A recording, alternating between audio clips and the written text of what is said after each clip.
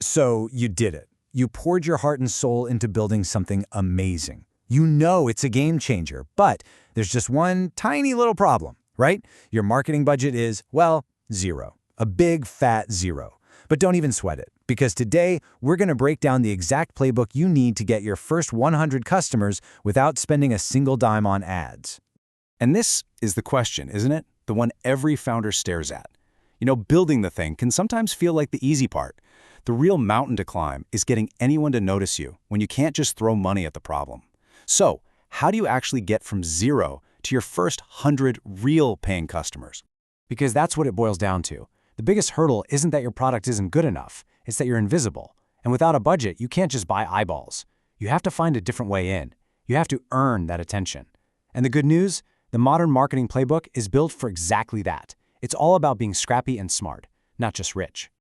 Now take a look at this, because this is a really fundamental shift in how we think about marketing. Old school traditional marketing, it often feels like an interruption, right? An annoying ad you can't wait to skip. It makes the customer feel like you're an intruder. But this new way, it's the total opposite. It's inclusive. It's about becoming part of their world, not barging in uninvited. So let's get into it. We're going to unpack this new way of thinking and turn it into a real, actionable playbook. This isn't about some magic bullet or a single hack. It's a whole system, a strategy built on 3 core pillars that all work together to build real momentum for your business from the ground up. All right, here are the 3 pillars. First, we'll talk about how to attract people by giving away value to earn their trust. Then we'll dive into how to engage them with smart, not spammy outreach. And finally, we're going to uncover a leverage point, a hidden growth engine that honestly most startups just completely ignore. Okay, let's jump right into pillar number 1. Give value, gain trust. This is the bedrock. It's the foundation of this entire strategy. Before you can even think about asking for a sale, you have to earn the right to do so. And the currency you use is trust. And you build that trust by being incredibly generous with your knowledge. And the fancy term for this is content marketing. But don't let that phrase scare you off. It's actually super simple. It just means you focus on helping your potential customers solve their problems. You educate them, maybe you entertain them, but you always inform them. The goal is for them to see you as the go-to, credible resource in your space. And this quote just nails it. Think about it. We all buy from people and brands we know, like, and trust. So your number 1 job, before anything else, isn't to sell, it's to build that foundation of trust. Every time you give away value without asking for anything back, you're making a deposit in what I like to call the trust bank. So what does this actually look like? Well, it could be anything.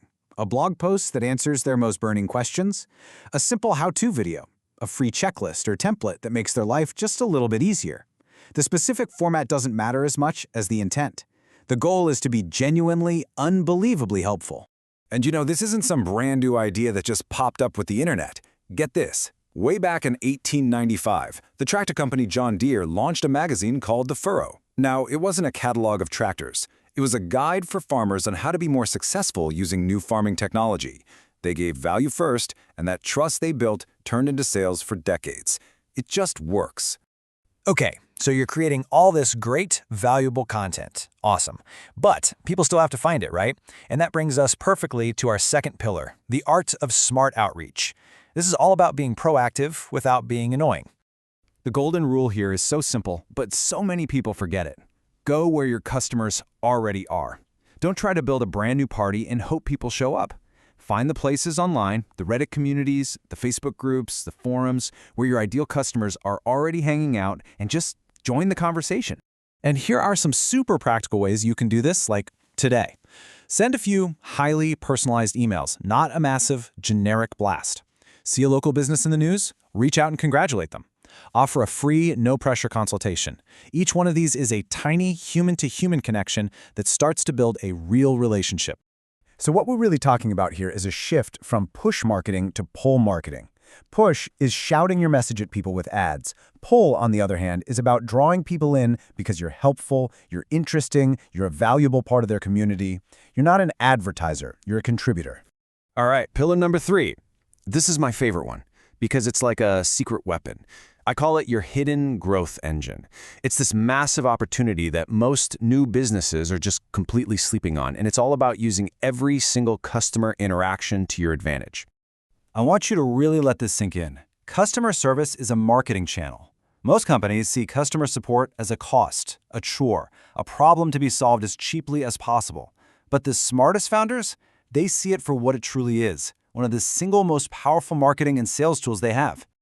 And let's not just talk about it in the abstract. I want you to look at this number, 50%. What could a 50% conversion rate mean for your business? Think about that for a second. Well, get this. A case study found that a whopping 50% of users who reached out to customer support ended up converting into paying customers. Just let that sink in. The moment someone is frustrated or confused or has a problem, that is your absolute best chance to build rock-solid trust. When you jump in and personally solve their issue, you're not just fixing a bug, you're creating a fan, maybe even a fan for life.